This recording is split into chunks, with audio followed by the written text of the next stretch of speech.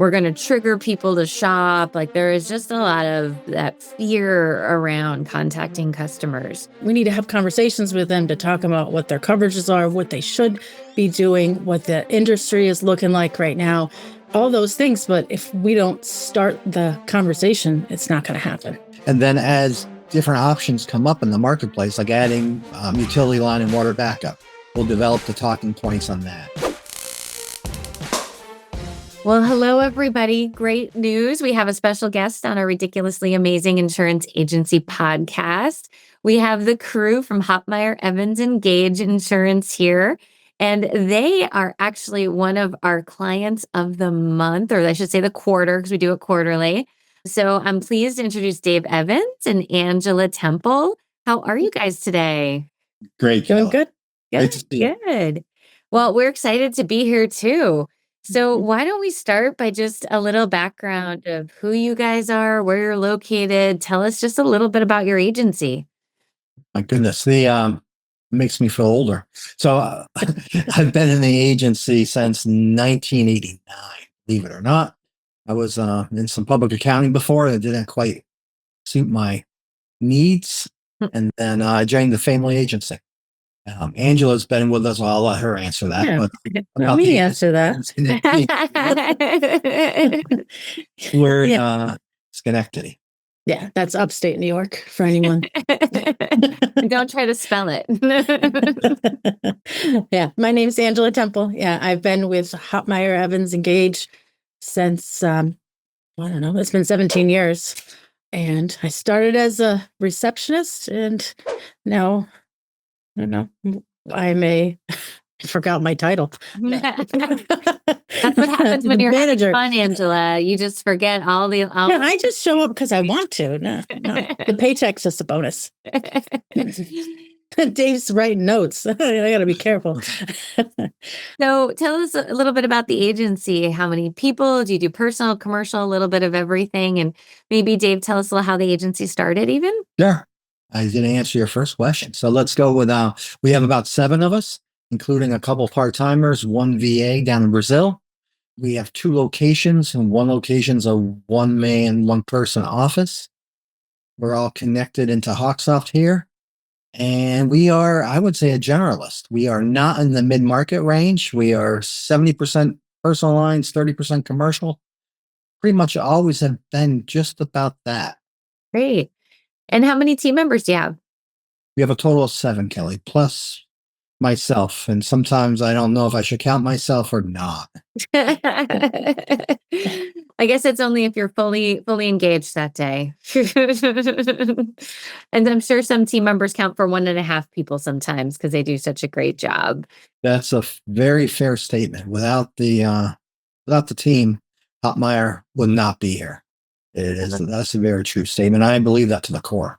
Always have. So one of the things that I think is great about you guys is you guys, I remember early on, even when we started the company about 11 years ago, kind of latched on to some of our content, blogs, videos, things like that. So I'm just curious, like what are some of the things that maybe you guys use? How do you use everything from our blogs, YouTube videos? I know you've used our school. So how do you guys use it, and how do you approach training your team? Because this is one of those things that everybody gets a little, I think, jammed up, especially with the hard market, right? There was no time, or can we put more on people? And so, especially in the past few years, I feel like many agencies, I should say, have been in what I call survival mode. And then there's some that have been in kind of like thriving mode, right? So the difference between treading the water or moving forward. And just curious your opinion on that. When we first were introduced to you, the management team, at least I loved you. I was gung-ho, ready to get everything started. We were also starting EOS too, which I think a lot of agents know what that is. It's a way to manage your staff, really, and the whole organization. So it felt like if we jumped right in and just started everything to do with Kelly, then it would be way too much because we were working on that. So we started with videos first, your 3-minute videos, which is great. And then, yes, I did start with the schooling that you have, and all those topics are awesome. What I do is I like to piece it a little bit here and there, and it seems to easy for everyone to adapt to it when you do little chunks. Yeah, absolutely. And for those of you guys don't know what EOS is, there's a book called Traction by Gino, I'm gonna say, it's a Wickman. Wickman. Yes. Yeah, I want to say Wickman, then I get confused if it's Wicklow. And they just wrote a book on how small businesses can really run efficiently and effectively. And so there's the system he calls it is the Entrepreneurial Operating System, which is EOS. And it's funny, Angela, because we actually have a lot of agencies that start that. Then as they're looking at their numbers, they're saying, oh, our retention's a little lower. What do we need to work on that as one of our quote unquote rocks for the quarter? And they'll call us up and say, how can we help with this number? Or we need sales training or closing ratio. So one of the things that has you do is sort of pick these metrics to track. And once you see it, now you can figure out what to do about it and track it and make it, kind of just strengthen up your business, I suppose would be the best way to look at it. And so if I can ask, like, what was some of the first things that as you're doing EOS that maybe from our items that you started working on with the team? We dove right into the renewal phone call. Yeah, the hardest one. You went face plant first, huh? and we adapted it to our method. So Sure. it was simpler. And we continue to do it to this day. I think we even expanded it during COVID. We just made regular outbound friendly calls for the heck of it to maintain connection. And Yeah. what's nice is like we would say, we got to keep doing it and why we're doing it. But then Kelly's videos basically said the same thing, but in a different way than Dave or I were saying it. So it was kind of hitting them from both sides. Well, So, I'll add something to that. The Kelly's voice or your presence, your authority level, Kelly, resonates far better at times than my voice to my team. It for some reason they want to follow you and your methodology. It makes sense to them. I call this like when I was growing up, my cool uncle could tell me things, same thing my mom would say, nothing at all different. But if my Uncle Jamie said it, it meant something completely different than if my mom, who was a tyrant, would say it. And so and the interesting part is with the renewal reviews, it's actually a very traditional concept. So it's not this like new fango, let's get all this tech in. It's the most traditional thing that you can do in an agency. So it's sort of, I think, like bringing back something that was a foundational, point in insurance. And with technology, we just sort of got away from it too. I'm sure, Dave, you maybe remember your family agency doing something similar back in the day. And just lo and behold, everything happens and we sort of move in different directions. Yeah, it was a good reminder. And I had spoken to other agents about that. And Claudia McLean was at the event way back in San Diego. And that's pretty much when we started adopting Kelly in 2019. I miss Claudia. I'm so happy she gets to retire and go live her life, of course, but what a gem she is for the whole industry as well. And so, Claudia, if you're listening, we miss you. Thank you, Claudia. Yes, thank you for everything. So Wednesday is our Kelly Day. We Oh. don't mention that.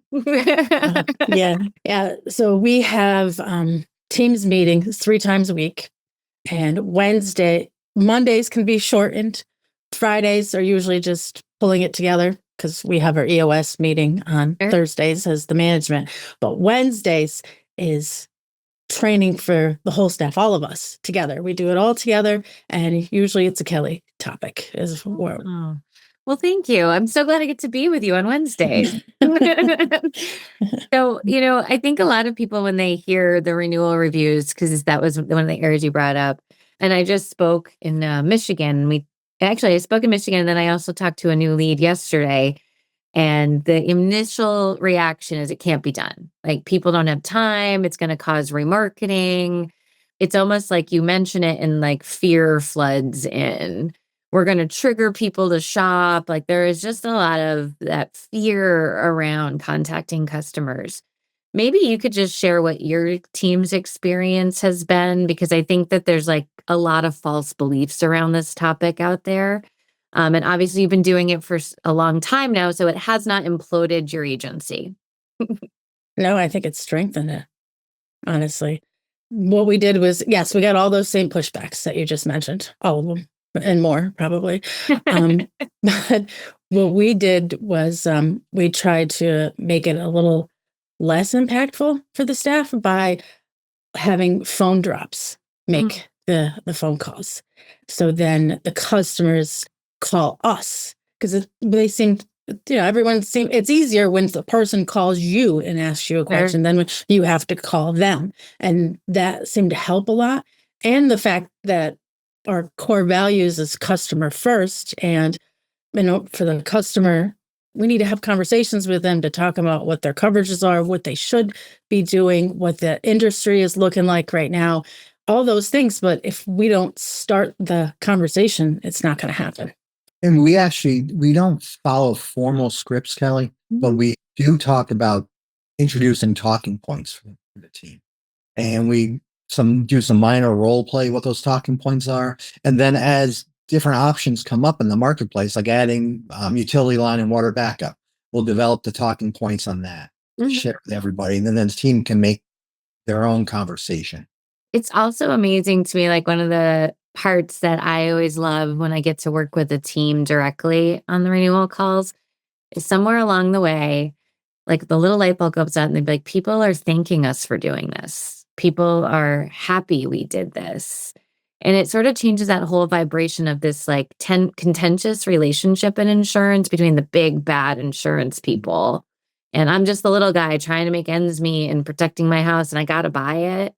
And I really feel like if doing it for a couple of years, it sort of changes that relationship where it's much more pleasant and a lot less, contentious, if that makes sense. It does. In fact, the first round of renewal calls, and this is hard to remember, Angela, but remember the clients would say, "What's wrong?"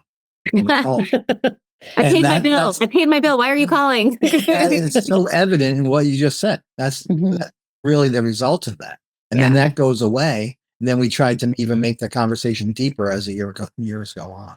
There's also an interesting piece on the renewal calls where I feel like now we get to actually use our license. Where so much stuff coming in, make a payment. Here's my auto ID card, change a vehicle. I need a certificate. Okay, where do I pay? Here's my application. Becomes so much like project management, paperwork kind of driven or transaction driven that it's, in my mind, refreshing to be able to stop and say, hey, Angela, you finished your basement. Let's improve your water sewer backup. Here's why you need that. And then hearing people be like, oh yeah, we do, like it just takes it from there's so much. And it's that difference between I'm picking up the 911 calls every day from everyone wanting to talk to us about these items that they need to talk about to, okay, we can stop and now be fire preventers and really get ahead and look at these customers more holistically. And that is like, to me, where like the pivot happens and people are like, these don't suck. We do have good clients out there. Right? Yeah. You start to believe that. And a further thought would be it has decreased, and this is anecdotally, but it has decreased the amount of on-fire phone calls you get on renewal. You have said that in your videos, and it is true. Yeah. Well, when I know that I'm calling Angela or Dave, or I know the person I'm talking to's name, that's what I always said changes things. And then if they're shopping, they have to break up with Dave. They have to break up with Angela. It's not just this nameless, faceless scenario where they just stop paying or send in the LPR or call the carrier. It's like, it's a little bit more like, I have a problem, I'm going to call this person because I have that relationship with them. Well, you can see that on the sign behind me. That sign went up during COVID, but real people, real answers. Yeah. And it's hard to get real answers if you don't know who to call because so much has been transacted over the phone, which is a great thing. But the reality is if I buy a policy 3 years ago and my EFT is coming out with my carrier name and the policy is getting released to me, they forget who you are. All they think of is that insurance company because everything has the company's name on it. 100%. And your name is not very big on any of those items, right? So now I have to remember, what do I do? How do I go? What's this? And I think that that's, something we sometimes don't remember in insurance is this customer that's out there. And again, these are the most valuable customers because they don't call all the time. Like we love these people. Like we want as many of them as humanly possible, and sometimes they're the ones that unfortunately in a lot of agencies might get the least amount of attention because they're not what I call like those hyperactive time vampire clients. Very true. Yeah. And So we owe them a duty as well. We that's recruit. how I think you have to earn your commission every year some way, somehow, right?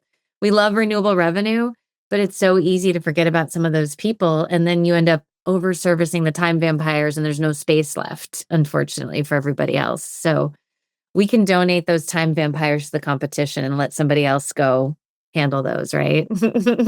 I can make that a little bit more selfish too, because honestly, my favorite part of my job is helping clients and being able to solve their problems even ahead of time or telling them what is available and what is out there, not making the payments or trying to get something reinstated or even following up on a claim to see if subrogation happened or whatever. I want to talk to my clients. And that's what makes my day exciting. That's why I want to come to work. So I'm happy to make those renewal calls. Get them done first. So let me ask, what are you guys focused on right now? Is there anything in particular you're working on training the team on? We have a newly licensed personal lines. And it's almost a year now. But when we started her with auto, but now she's going into home. So now we're just touching on some of the topics that for home, like the different sections of the policy or the extra coverages that you can offer. And it's a nice reminder. It's for her technically, but it's a reminder for all of us because we don't always talk about every single one of those items. And so that's what we've been doing on our Wednesdays. Or it creates a debate on a team call too. Yeah. And then we all learn something from it and then we laugh about it. We have the how to explain the 62 coverages course in there. And I had to research like incidental farming. I was like, and I realized my grandmother needed it. I was like, I should call my grandmother real quick. Make sure she's got incidental farming. She has a little farm stand. She's super cute about it. She's actually 98 years old and still has a garden. But she's always very nervous because she doesn't report the farm stand income on her taxes. And she thinks the IRS is going to get her. Well, that's not a reason not to have the right coverage. Yeah, that's so true. Yeah. I have to remind my grandmother that she gives away more than she takes in. So, but little things like that do make a difference. Or maybe I think the theory of the coverage, but explaining it to a human is different. How do we make it so that the human understands the value and how they make it work? So, well, that's one of the things that we do on our Wednesdays, though, is we let the staff repeat it back and try to give us examples how they've explained it to other customers. And so all of us can hear, because the way Dave says it might be a lot better than the way that I say it, so that I can learn something.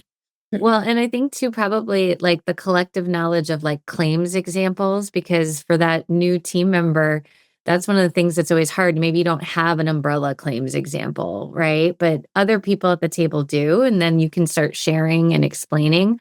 And then a lot of that clicks a little bit faster. And I think the clients love stories as well, right? And getting that example of the coverage. So, you guys are doing amazing. And I just want to say, great job getting a new person into this industry. That's one of my passion points is I want to give as many people the gift of insurance that I got. And that only comes as, when you ask people, how'd you get into insurance? It's like, I fell into it. Like, well, we need to create as many places for people to fall as we can. Yes. Because there's so many retirements that are, pending or coming out there. And I think there's so much opportunity in this industry. So I just commend you guys for seeing something in somebody and welcoming them into the industry. Well, I'm happy we welcome you into the agency. Oh, well, it's a mutual thanks. How does that sound? I'm happy to be there, and I'm thankful that you guys took the leap of faith and did it. Mm-hmm. And I think for those people out there that might be listening to this, obviously these guys subscribe to our school, but maybe you could talk a little bit about even just all the free resources we have on our website, because sometimes people always laugh and they're like, well, you just give everything away. And I'm like, we give it away because the execution of it is actually quite challenging sometimes. Very true. It's a little appetizer, right?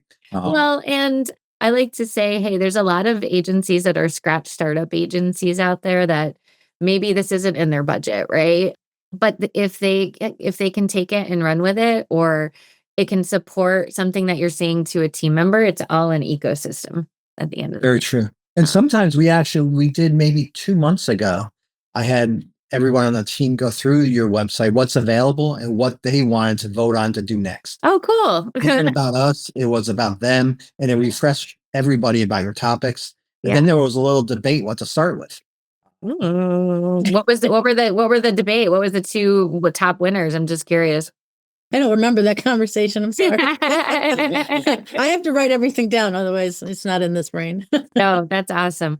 Well, you guys are great, and we really appreciate your support, obviously. And thanks for coming on the podcast. My last question for you guys is there any burning desires of content that you would like us to create that we have not? Well, we have a theory. Okay. Well, I've said it many times. Go ahead. don't tell her now. Is it Oh, that you're you talking think about I the bug frog, right? Is it that you Yeah. think I bug your office? Yes. You know what? Everyone always says that. They're like, "Did you bug our office?" Because this is. I'm like, no. The nice thing is that then you don't feel alone. Like, these are topics facing everybody, right? Which that was gonna be my answer to your last question. Is so you when I think I first ordered a shirt or something, Yeah, it yeah. gave me the little frog thingy. So I Mhm. had it on my desk. And it felt like every time we had an issue or problem, something we needed to solve, I got a video from Kelly talking about the same thing. I was like, what's going on? That's so But funny. it was, yeah, but it's like these problems must arise in the same kind of order for every insurance agent. So it does make you feel like it's a whole community and it's not just us dealing with these issues. Well, it shows me that Kelly or your team is plugged in to identify those reoccurring issues. Yeah. I've never heard somebody say that they think the frog is a microphone. So that's new, Angela. And I actually opened up my drawer, took it out, and looked at it, and I made sure. is this a bugging device? Mhm. But now it's a great idea. We could have like Siri that's listening all the time, or Alexa that's listening all the time to try to get good ideas. But yeah, and the mood in my mind, there was COVID and then this hard market. And there was so much almost like new little challenges that we were seeing and hearing from the agencies and just picking up on that. At one point, top secretly, I was kind of like, are we going to run out of content? Like, how many times can you talk about cross-selling before you're ready to like, is there new, and there's a few new strategies there, but the market conditions have certainly provided some new content. And now as we come, through the hard market, it's starting to happen. The carriers are shifting a bit and the rates are stabilizing a bit. And then again, that depends where you are in the country. So I don't want to get any like hate mail, like that's not happening here. It is happening in lots of places. And so that just might mean that you're on the horizon. It's like, we're going to have a new challenge of the rates are stabilizing. How do we grow? If the rates are stabilizing and the markets are opening up, if people shop, they might find other options. And just a little teaser, I'm going to have to eat a lot of like crow because, as you guys know, I'm an anti-remarketer, but there's going to need to be goodwill remarketing that sort of goes out there. Otherwise, you will fall in jeopardy because we've asked people to hold on for so long. And the carriers are going to be all over you guys for production coming soon that it's going to be really key, I think, for everybody to identify their real core carriers that they want to support and feed because it will be slightly challenging, but it's just the way out of the marketplace too. So we got good at holding rate and good at holding not remarketing, and now we're going to have to train people like, well, we're And going then to you might wish back for the days that all you had to do was hold the rate. yeah. And then just grow by just the carrier rate increases, right? Albeit you got called crooks, thieves, people told you that they were going to starve on the street and that, everything was unfair. But we are going to go into and it's going to require new strategies that I think you want to try to get ahead of it, not behind it, right? Because by the time you catch it, your agency is already kind of in that free fall of shrinking. And that's something we want to really help agencies fight against. So by you guys doing those renewal reviews, et cetera, you'll already be ready to protect that book. and then take on all the competition who's struggling to keep up with returning phone calls for new business. That's my hope for you guys. But thank you all so much. It's been great to catch up with you, Dave and Angela. We just appreciate your support. And if you ever have a topic that I have not bugged your office on, just drop me a line and we will put it into rotation. How does that sound? That sounds good. Will do. Awesome. Thank you so much, guys. All right. Bye.